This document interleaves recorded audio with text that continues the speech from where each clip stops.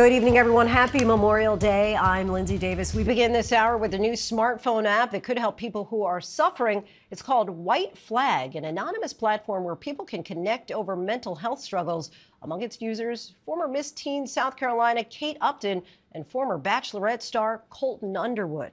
ABC senior national correspondent Steve Osunsami spoke to both of them and has this report. There they are, the top 5 of Miss Teen USA 2007. Way to go, ladies. Katie Upton is looking back on this moment at the Miss Teen USA beauty pageant nearly 20 years ago with new eyes. The question in those final minutes was why so many Americans can't find their own country on a map. I personally believe that U.S. Americans are unable to do so. And her answer was an example of what can happen when you're human and nervous and the world is watching. I believe that our education, such as in South Africa and the Iraq, everywhere such as, and I believe that they should, our education over here in the U.S. should help the U.S. or should help South Africa and should help the Iraq and the Asian countries. All of a sudden, people were laughing at her expense, while off stage, she was feeling alone in the world, quietly hiding a mountain of anxiety, terrible friends, and an abusive relationship. I'm sorry. No, don't be sorry. It takes a lot for me to cry, but... Was that the lowest portion of your life, you would say, at this point? Yes, absolutely. Mm-hmm. It was the lowest portion of my life, to the point to where I was considering taking my own life. And I did meet a couple times with a couple different people. They were listening to me, but they weren't feeling me. Yeah. And they weren't hearing me internally. And that's what White Flag can do for people today. Today, she's a big supporter of smartphone apps for mental health and uses one called White Flag, a peer support group on the phone where mostly anonymous users are helped and healed by each other. In North America, more than 200,000 people have joined, raising their white flags, calling for help for everything from grief to divorce. I want to make sure that everybody's abundantly clear on this, is White Flag is free.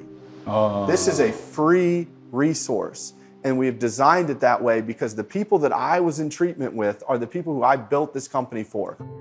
Johnny McCoy created it after a life of childhood trauma. So I want someone to reach out to me, you hit, I want to raise my white flag. Explaining that what helped him the most were group sessions with people who truly knew his pain. They would literally throw a topic out and let us go. And you found that to be the most helpful?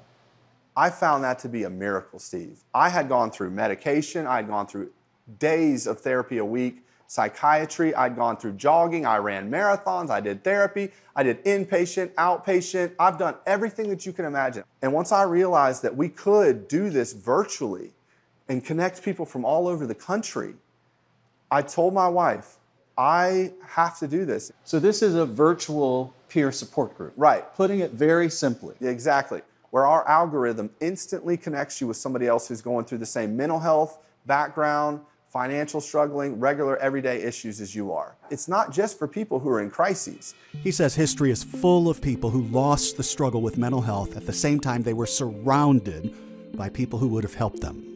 Robin Williams had millions of people who loved him. Anthony Bourdain had thousands of people around him. What you need is one person who can personally relate to what you're going through, who's willing to talk to you about it. One of the app's users is former TV bachelor Colton Underwood, who shares that he once tried to take his own life before admitting to the world that he's attracted to men. I wish I would have known about this service when I was in high school. I never wanted to raise my flag. I never wanted to signify to my family, to my friends, to my teammates, to my teachers that I wasn't okay. I always wanted to sort of project strength. Having this tool or this app in my pocket would have been a game changer for me. To be able to sort of vent, to go seek out help in an anonymous way, in a private way, I would have done anything for that. And then, fast forward and I'm in college playing football and I'm on scholarship and, do I talk about my depression and my anxiety and my struggle with my sexuality? Fast forward to me being in the entertainment industry and on TV, it's like, I always sort of had to be in the spotlight and be that person that it was sort of always okay. So I would have done anything to have an app like this, from all the way in my early days. Giovanna Doyle, a struggling musician in Maryland, uses it too and says it's not therapy, but says for her it's therapeutic. I didn't have any insurance to go to therapy. The fact that I can go on my phone and just, talk to someone and say, hey, I'm struggling really hard today. And I continue to use this app 2 years later. Katie Upton is now a 36-year-old mother with 2 children and a loving partner in Arizona, and says she finds joy in helping people, walking her path. She says she'll never forget a young woman who approached her one day saying that she had planned to hurt herself. I'll always remember to this day that she's in Charlotte now, and she is in accounting. So it just sorry, it touches me. No. But I was able to save somebody. That has to feel good. Mm-hmm. And you're doing it again. I hope so. I really do. I really do. Our thanks to Steve Osunsami. Next tonight, as our planet continues to warm and resources dry up, humans and animals are increasingly fighting for the same spaces. In Africa, drought, climate change, and dwindling resources have brought elephants closer to villages, destroying crops and killing farmers. And villagers are taking revenge by spearing them. ABC's Inez de la Cuatara has more on how organizations are stepping in to help farmers in Kenya protect their crops and elephants to keep their lives.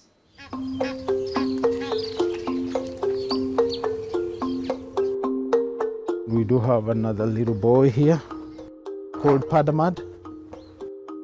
How was your night? Are you ready to come out for the day? Little Pardamad is one of the youngest elephants being cared for by the Sheldrick Wildlife Trust in Nairobi, Kenya. He is just 1.5 years old. He's a young boy but a very strong character. He likes to hang with the big boys, leading the way at feeding time. So they all have different personalities? Yes, they all have different personalities. But as cute and confident as he now seems, Pardamad had a difficult start to life. His mother fatally speared when he was just a few months old. Padamad was found standing next to the dead body of the mother. His mother had a big wound that had been caused by human beings. And him, being the age of about 8 months, just found around trying to protect the dead body. Sadly, many orphans here have similar stories.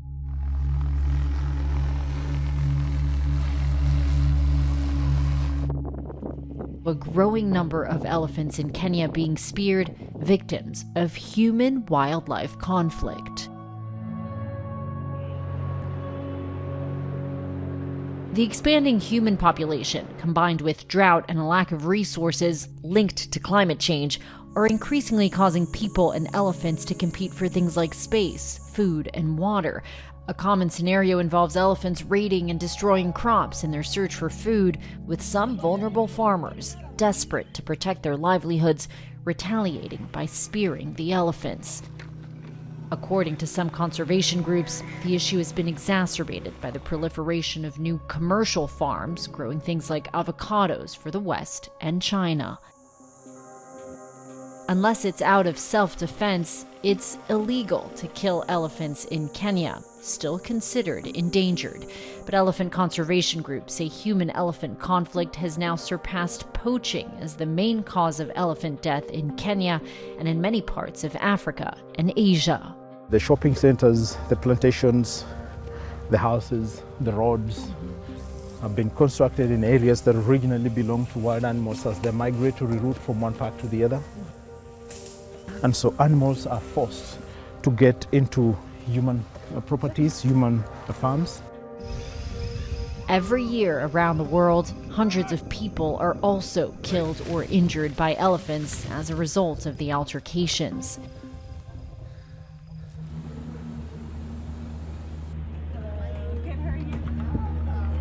To get a better sense of what's happening on the ground, we head to southern Kenya, to one of the hotspots for human-elephant conflict.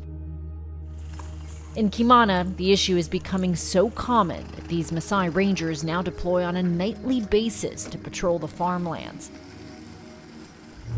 So we are going to Namelok before the raiders go in and try to prevent them before the raiding happens. It's hard to see in the pitch black, so they use projectors to scan the cornfields for intruders. The conservation organization known as the Big Life Foundation has set up an electric fence to try to keep the elephants in their protected areas. They say it has significantly helped, but some elephants have figured out how to get around it. On a busy night, on a dry season, even 20 elephants can come and ride. Wow. Yeah. Are you guys ever scared when you're out there? Yeah, obviously, because elephants are dangerous animals. Yeah, they can harm you. At the same time, farmers will be losing their crops, which they are depending on to earn a living. The night starts off quietly, and at first, we think it'll be uneventful. But sure enough, as day breaks over Mount Kilimanjaro, the call does come. A group of elephants has been spotted on the wrong side of the fence, heading towards local farms. A farmer points us in their direction. Time is of the essence.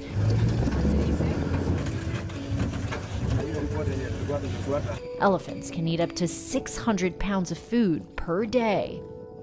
But by the time we get there, it's already too late. We spot one elephant slowly crossing into a conservancy as we pull up where he was supposed to be all along. The rangers tell us he's a repeat offender known as Townsend, part of a herd of raiding bulls. We head back to inspect the damage. It is tracks. Elephant tracks leading us right to a tomato farm, or rather, what's left of it. So on this tomato farm, you can clearly see the damage that elephants can cause. There were 6 elephants on this property and they damaged 5 acres. The signs that they were here are pretty much everywhere. So you can see all of these poles that have been bent over, the clear tracks in the ground, the elephant dung that is kind of scattered all over. They raided the crops, raided the tomatoes, and then they even damaged the water supply. This Maasai farmer tells us they've lost months of hard work and roughly $4,000. That's about 8 times the average monthly salary in Kenya. Next door, this family, living on what's known as a boma, also had an unwanted visit overnight.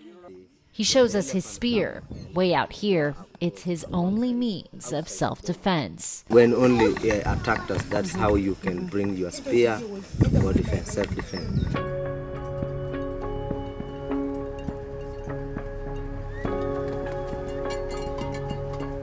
A few hours drive away, Save the Elephants has been working with local farmers to try and come up with creative solutions to the problem. Hello, Jonas. Good. Thank you so much for having us. This is my farm.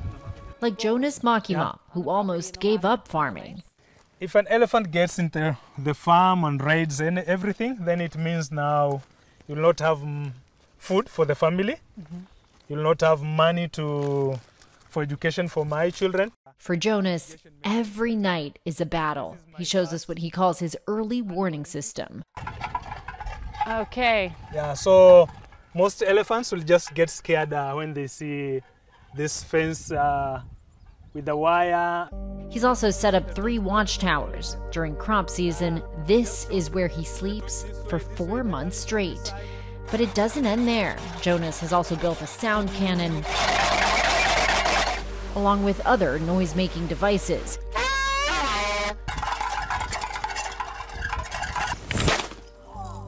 He uses so-called chili bombs. I swing.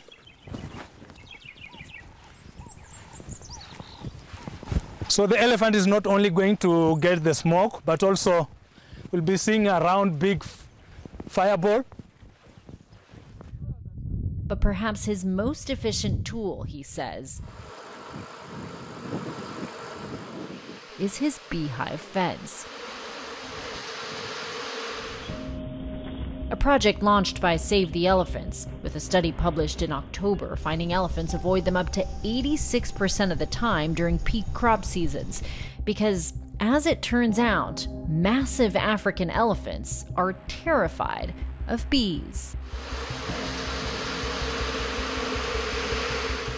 Together with Save the Elephants, Jonas is now working to teach farmers across Africa and Asia that with his tools, peaceful coexistence between people and elephants is possible.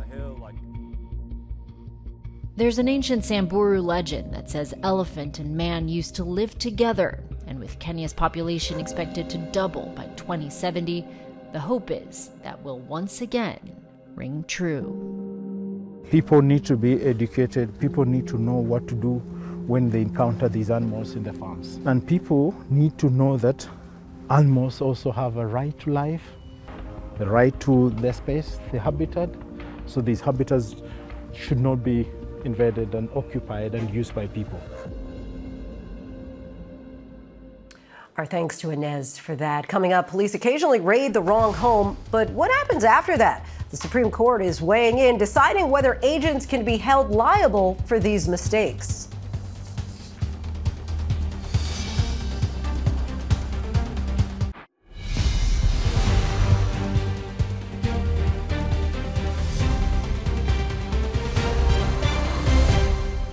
Welcome back, everyone. Imagine a police SWAT team bursting into your home without warning, but then officers realize they have the wrong address. It happens more often than you might think in America, and now the U.S. Supreme Court is deciding whether federal agents can be held liable for those innocent mistakes. ABC senior Washington reporter David Muir explores whether families can seek compensation for the physical and emotional harm, or if all police are immune. This body camera video from 2019 captures a dramatic police mistake. Officers bursting into the Chicago home of social worker Anjanette Young as she was changing clothes just after 7 o'clock on a Thursday evening. What is going on here? Stunned and bewildered, You got the wrong house. I live alone. she stood naked and handcuffed in her own living room, a victim of police raiding the wrong address. I couldn't comprehend what was happening. At that moment, I was absolutely afraid for my life. No, because you got the wrong house! At the very end, when they took the handcuffs off me, it was when they said, you know, we believe your story. I'm sorry. What's the lasting impact it's had? I've been diagnosed with major depression and PTSD. Time does not cure it. It is something that you live with, and you have to learn how to manage it. Chicago police, like most law enforcement agencies, don't keep track of wrong house raids or publicly report data. But a 2023 review by the city's inspector general found at least 21 cases over a 4-year period. The problem with the Anjanette Young case was the information given to the officers was fictitious. A paid informant provided fictitious information in order to get money from the police department. When the officers showed up to execute the warrant, they were in the house for seconds before they realized this is bad information. We know we're in the right place, we know we're at the right location, but the information provided to us about criminal activity inside this home is not correct. Whether bad intelligence or an innocent officer error, the impacts can be severe. An Austin, Texas SWAT team responding to a gunfight blew up the front door of Glenn and Mindy Shields' home, causing thousands of dollars in property damage. We were put in handcuffs in a police car over 2 hours. The suspect lived across the street. The city denied any wrongdoing and, as is often the case, claimed immunity. Come on out. Keep your hands up. When cops showed up outside Amy Hadley's home in South Bend, Indiana in 2022, Y'all know I'm a minor, right? her teenage son emerged with his cell phone on and his hands up. That's not him. Cops beginning to question whether the suspect was in the house. Nobody knows who that is. Nobody's seen him before. Hadley claims they still launched dozens of tear gas grenades and raided the home anyway. Police later saying they had indications the suspect had posted to Facebook from inside. Cops are human and they make mistakes. And a lot of times the mistakes that are being made are because there's not enough due diligence, there's not enough research going into it, and the result of it can be devastating for the family impacted. Anjanette Young sued the city of Chicago and received a nearly $3 million settlement in 2021. But experts say most innocent victims of wrong house raids are not compensated for the physical or emotional harm that often results. Why is it so hard for victims of police mistakes to seek justice in court? So police not only have things like qualified immunity to protect them, but in a case where the police work for the federal government, they have entire doctrines that effectively act like federal immunity. For Trina Martin, her son Gabe, and Toy Clyett, the nightmare began with an FBI flashbang grenade exploding in the living room of their Atlanta home. I thought someone was breaking in, and it was so chaotic that I thought they had a mission, and the mission was to kill us. They threw me down on the floor and they were interrogating me and they were asking me questions. And I guess the answers that I was responding to them with didn't add up. And that's when I realized that they were in the wrong place. How did it end? The lead officer came back and he gave us a business card and he apologized and then left. She said the agents left behind $5,000 of damage, burned carpet, broken doors, and fractured railings. What's the emotional damage? It's countless. I mean, we're still trying to heal from that. Gabe was 7 years old at the time. Now in middle school, he says the emotional trauma from that raid changed his life. I see the world differently now. You know, I didn't really have a childhood growing up because of that. So it really kind of changed me as a person. The FBI denied the family's claims for restitution. But now Trina, Toy, and Gabe have taken their fight for accountability all the way to the U.S. Supreme Court.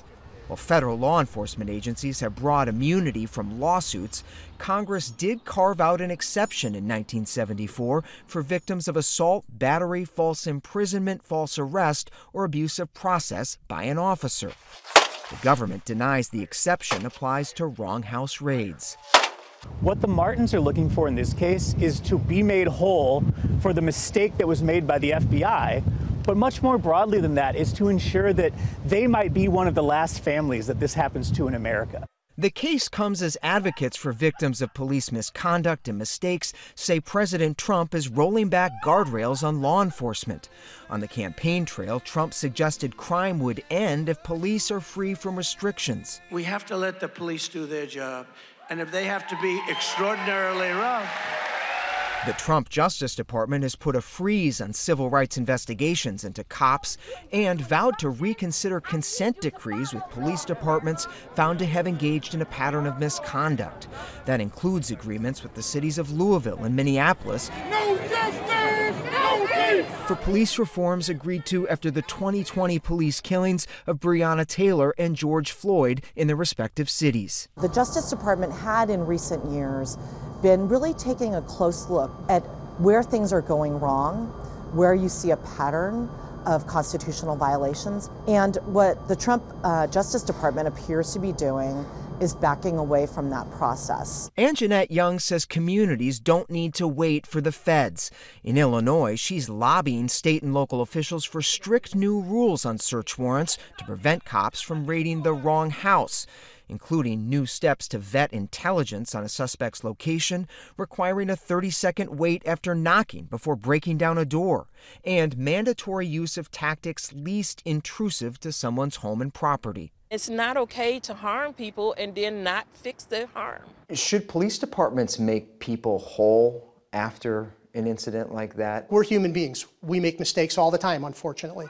But in a situation like that, where there probably should have been more investigation on the front end before crashing that door, yeah, and whether that's repairing the damages or providing them with some sort of compensation for what they've experienced, yeah, absolutely. The Martins say that kind of restitution is the exception rather than the norm, now hoping the nation's highest court will change that. And for 7 long years, it felt like they were turning their backs on us. I felt unheard, and it was easier to give up, you know, and I didn't want to give up.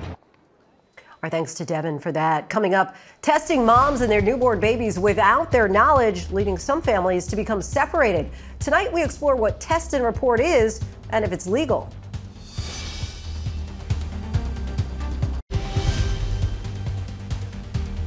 Welcome back, everyone. They are prescriptions used to help people with addiction stay clean. But advocates say these legal drugs are leading to some families being separated. Eva Pilgrim reports on a practice known as Test and Report and how one mother is working to change the law. When Nicole Costin and her partner found out they were expecting, they couldn't have been happier.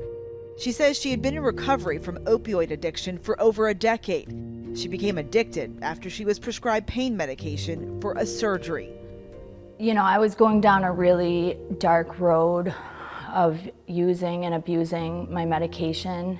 So I was introduced to Suboxone by my primary care doctor. It probably saved my life. Suboxone is an FDA-approved medication for opioid use disorder, a class of drugs also known as MOUDs. They help people stop using. Nicole says the medication helped her take back control of her life. She had her first son and enrolled in school again. During her second pregnancy, her doctor switched her to a similar medication called Subutex. When her water broke, Nicole and her partner went to Glens Falls Hospital in New York. She says she told the staff she was on an MOUD. They then proceeded to take a urine from me, which wasn't out of the ordinary. Nicole says she overheard a nurse say they were still waiting for the results of a urine drug test. I was upset that nobody informed me that they were doing that, but I didn't have any reason to be concerned about it. But that didn't last long. Soon afterwards, she says a staff member came into her room. I'm here to inform you, you failed your test for cocaine and PCP. And I was in shock. That's impossible. You have the wrong urine, go check again. You have my blood, go test my blood. Experts say Subutex wouldn't have shown up on a drug test as PCP, cocaine, or even an opioid. Somebody please explain this to me. The doctor, he had said to me, well, we test people who come in here on Suboxone and Subutex every time. The joy that I had when I got to the hospital was gone. Nicole says that shortly after her son was born, the staff took him away to collect his urine and test it for drugs. You know, in this moment, I'm like, what? You know, no, you can't do that. Please don't do that. They didn't ask for my consent, nor did they explain it to me. They just did it. Nicole is suing the hospital, alleging medical malpractice and that after she disclosed her use of an MOUD, she was denied equal treatment in violation of the Americans with Disabilities Act. Her lawyers say that if her discrimination claim is successful, Nicole's case could serve as a model for others with similar experiences. The lawsuit alleges that the hospital knowingly reported false positives to Child Protective Services, despite having a second drug test come back negative. When CPS showed up, they made Nicole take a third drug test, according to the lawsuit, before she and her baby were allowed to leave the hospital. Child Protective Services was at our house moments after we walked inside. She wanted to talk to my son. She asked him intrusive, invasive questions. According to the lawsuit, CPS closed the case. A Glens Falls hospital spokesperson told ABC News they cannot offer any additional comment on pending litigation, but in a court filing, the hospital denies many of Nicole's assertions and deny any wrongdoing. Nicole's allegations are not isolated. ABC News spoke with over 30 experts across the country, from lawyers to doctors, social workers, and women who have experienced what is commonly known as test and report. They described a widespread practice of healthcare workers testing the urine of pregnant women and their newborns for substances without their consent. If the test comes back positive, they're often reported to Child Protective Services. Federal law requires states to report the number of substance-affected newborns to the government and provide those newborns with a plan of safe care. They do not require that Child Protective Services become involved in any instance of substance-affected newborns or a positive drug test result. It's up to states to make their own laws about pregnancy and substance use. New York doesn't require testing and reporting. Only 4 states require it for mothers or their newborns in certain circumstances. In most states, the decision to test is made by hospitals and their workers. Some hospitals have no policy at all. Some hospitals will require drug testing for all pregnant patients who come through their doors. ABC News obtained data from New York State through a Freedom of Information request. It shows there have been nearly 10,000 reports of substance-affected infants to Child Protective Services since 2019. Numbers show an overall decrease in reports involving MOUDs, but there have been 272 during that same time period.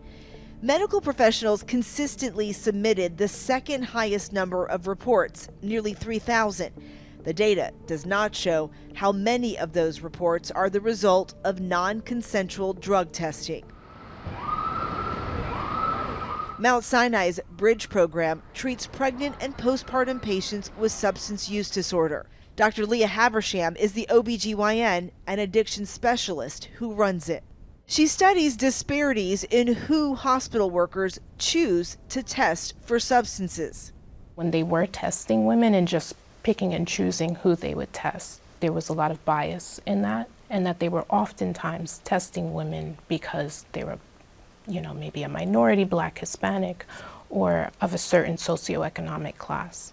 Are they allowed to test women without their knowledge? Using a toxicology test or a drug test should not be done without a woman's consent. What happens to the baby if Child Protective Services is called? Oftentimes they are separated. I imagine there are a lot of these providers, the doctors and nurses, they're doing what they think is best, right? They're coming at it with this idea of protecting the mom and the baby. They want to make sure the baby's okay. What would you say to them? When I was just a generalist, I didn't know what to do if I got a positive test, And I think it's very common that's the feeling of many physicians, because it's just not something that we're taught about. After realizing the discrepancies involved in discretionary testing, Mount Sinai changed its policy to asking women a series of questions to screen for substance use and refer them to treatment if needed.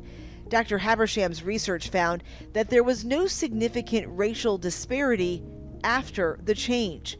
But Mount Sinai is just one hospital system. There are ongoing efforts in several states, including New York, to challenge the legality of non-consensual drug testing and to pass laws requiring informed consent. It is really critical that New York State pass legislation to strengthen protections for pregnant people. Last year, a bill requiring informed consent before drug testing pregnant women and their newborns failed to pass in New York. Lawmakers who didn't support the bill argued it would put too many restrictions on healthcare workers. The bill has been reintroduced in the current legislative session. As for Nicole, she says she is still recovering from her experience. What I went through was torture, and I never want anybody to feel the way that we felt in that hospital. There needs to be accountability. Our thanks to Eva Pilgrim. Coming up, the unique way to slow some of the effects of climate change by using rocks. And it's as much an art as it is a sport. We're talking women's rodeo, and we'll introduce you to the athletes and the animals.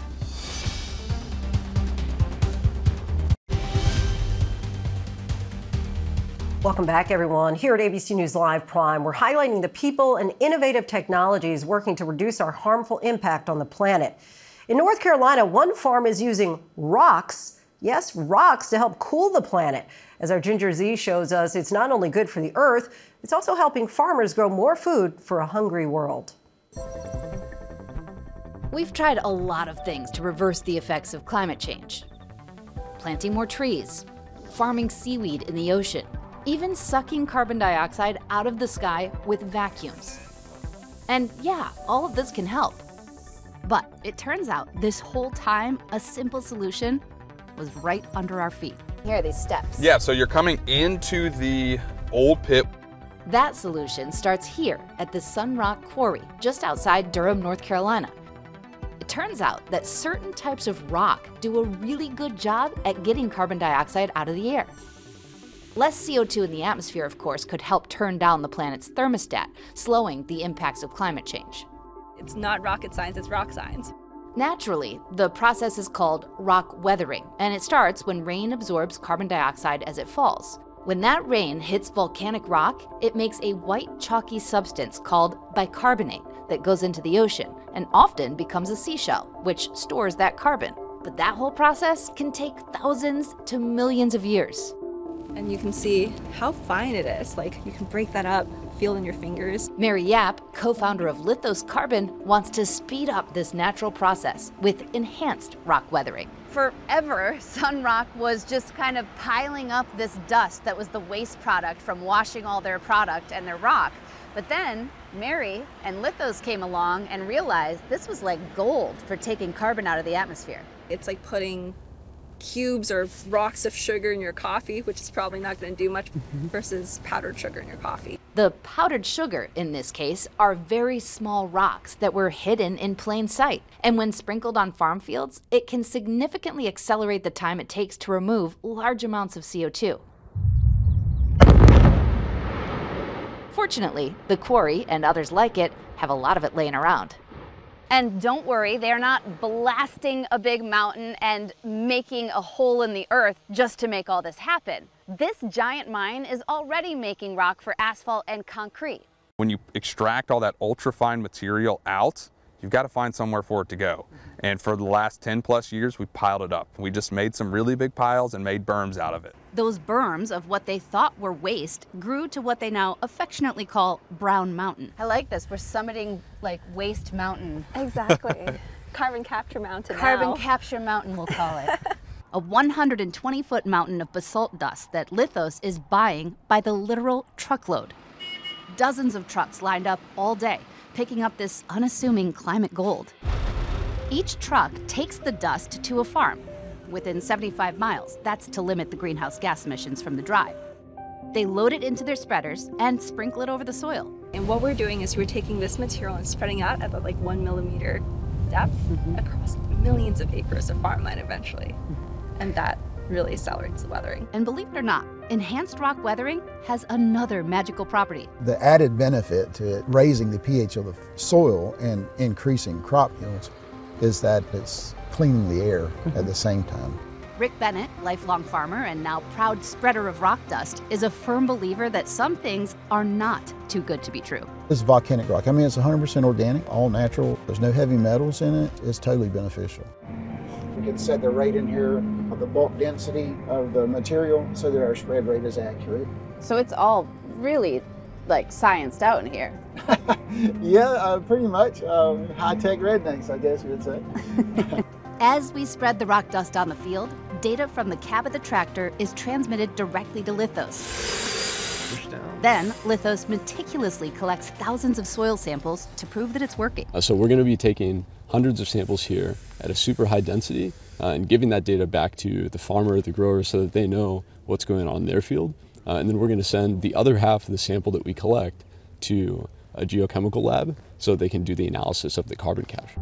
As of right now, Lithos Carbon provides rock dust for more than 600 farms in at least 10 states, and that will go on until 2030. As with most carbon capture programs, one of the biggest challenges is cost. Funded primarily by companies who want to offset their own carbon emissions, the whole process is free for farmers, for now. Is enhanced rock weathering scalable? Absolutely. All the pieces of the puzzle already exist. We just need to snap them together. It's a very simple sort of solution. We're just taking things humans already do, rocks, farms, science, and then bringing it all together. And hopefully something that more of the globe can run with as well.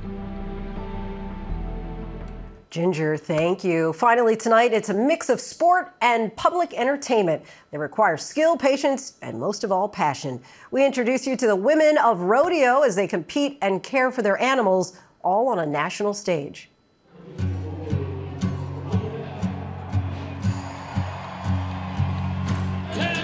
Cowboys and cowgirls. Rodeo really is the lifeblood of the country. Let's go. It is America's sport.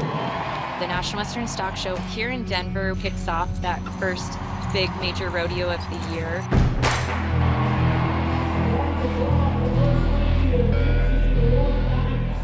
Women have been barrel racing since 1948. To be a female rodeo athlete, you really have to be resilient. She started competing at age 6. Women are competing against the clock. Left-hand barrel is legal. Her bridle fell off. They run a horse at 3 barrels. She doesn't have a bridle on the horse. They run a clover leaf pattern. It's a very fast-paced event. You might miss it if you reach down to grab some popcorn. 15.672. At most, they're running 3 times on Saturday. Goes from 16 to 8 to 2.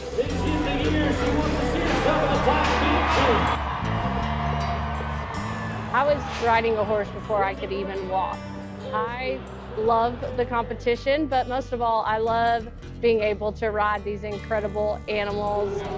I love the energy of the fans, and rodeos, it's always loud and they have the music going. I love that feeling. Caitlin's our rodeo all-star champion. The number 9 ranked cowgirl in the world. This is Caitlin Scott. My horses are seasoned and they get just as hyped up on the music. What I've practiced is to be calm, keep my body relaxed, because these horses can feel anything. They can feel a fly land on them. So while I'm excited, I have to really keep my body calm and supple, because if I'm tense or grab the reins tightly, they can feel that. 15.342. She's number 2 and she's moving on. Breeding has evolved so much from horses that were used just out on the range to horses that compete now. And so their genetics are made for this event.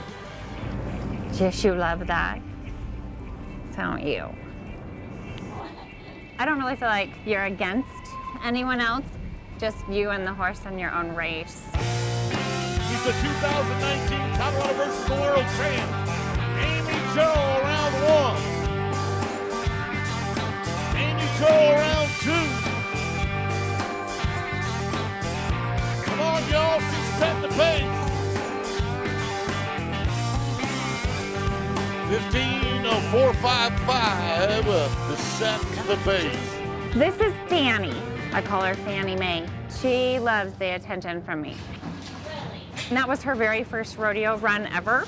And so I expect her to get faster and to do really well. Caitlin Scott for the Calgary Stampede, setting the pace. She really found her first barrel of this run. She was nailed on it. There you go, Caitlin. Her second barrel was great. She finished it much better, and then she smoked her third. Wow, fastest run of the day. She let me do it, and I couldn't believe the time when I saw it. These animal athletes are treated like royalty. They're treated better than your house dog. These women love their horses to the bitter end, and they're giving them the preparation and care that they need. And these horses truly love what they do. I love rubbing their eyes. As you can tell, they like this. This doesn't make them go faster, but as one of my friends says, we do the little things because they like it. She has these magnet blanket on in between because it's just kind of helps her feel good and get to rest. The girls are really supportive, especially because they all just love horses. They're in the sport of rodeo to be advocates for the horse.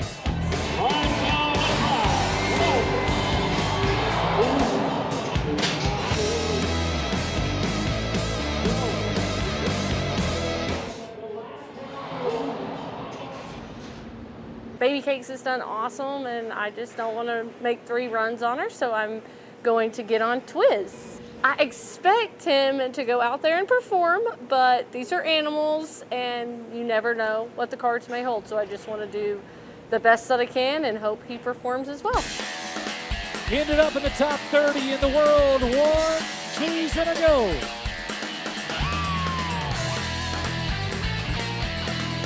We got a chance. Caitlin, let's go! 15.119. From Odessa, Texas, representing the Calgary Stampede, let's hear it for Caitlin Scott. I was really happy that I got on Twiz. He was awesome. He worked great. So that was #1, and guess proof is in the pudding. My horses both seemed to do good after a big day today. They're happy, and at the end of the day, how they're feeling is what matters, and so I'm happy they're sound, and they worked amazing, and couldn't be more grateful. Looks like a lot of fun. And that is our show for this hour. I'm Linsey Davis. Be sure to stay tuned to ABC News Live for more context and analysis of the day's top stories. Thanks so much for streaming with us. Happy Memorial Day.